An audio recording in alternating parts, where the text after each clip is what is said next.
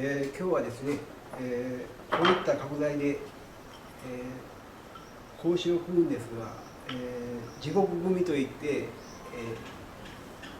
交互に重なっていくような組み方で格子を作ってみたいと思います。普段は木工機械でするんですが、